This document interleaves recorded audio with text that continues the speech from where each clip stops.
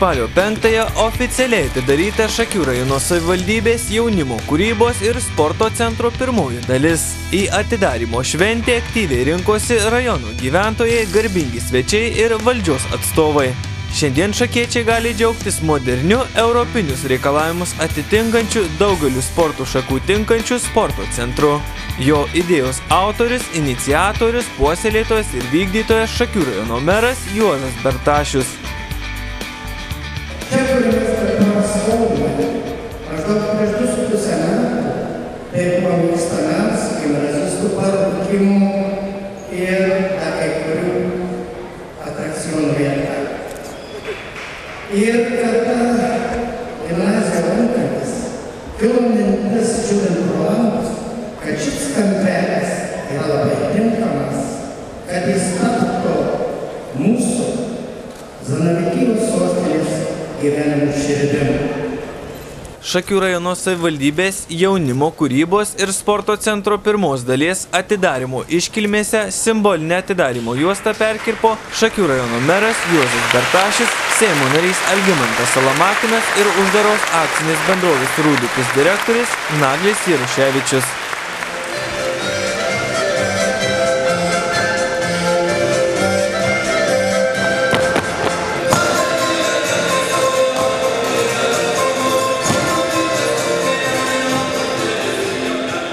Šiandien yra mokytojų diena. Tad mėly gimnazistai, mėly mokytojai, pirmiausia, ši dovana, rajono dovana yra jų jaunime, nuo kurių priklauso mūsų ateitis. Mane dabar dažnai klausia, o kaip pasaulį išlaikyti reikės, kad ir nesupirks? Ar gali atsipirkti žmogaus sveikata? Ar gali atsipirkti grožis, kuris bus šioje salėje?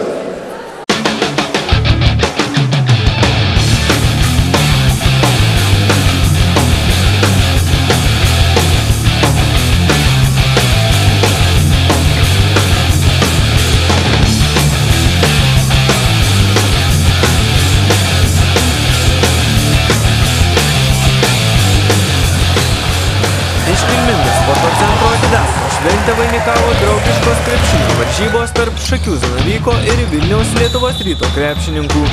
Jau nuo pirmųjų rungtynių minučių svečiai dominavo aikštelėje, o didžiausių optimistų viltis aikštelėje išvysti bent minimalų kovą nužudė vilniečių vyrių puolėjo Airono Bainio sudėjimai.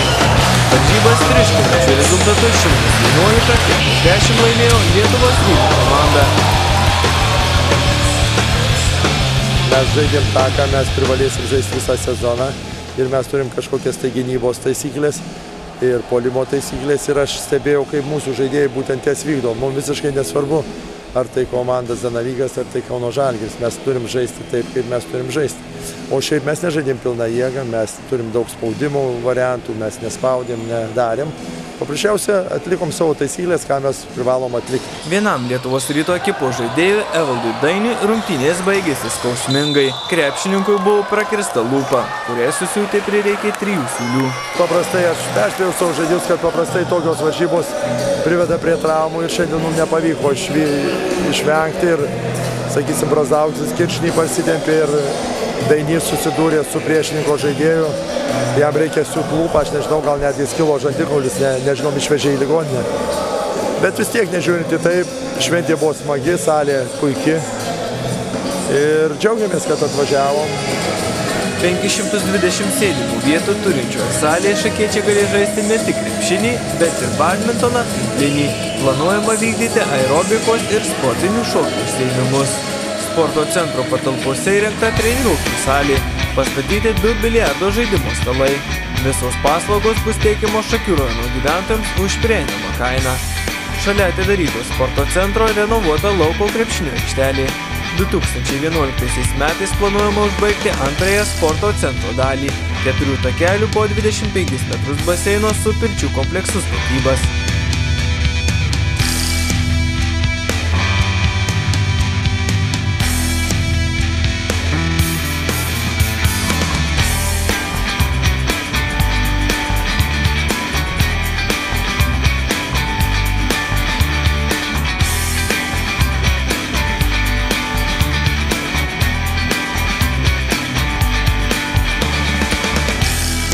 Darius Pavalkis, Draugas TV.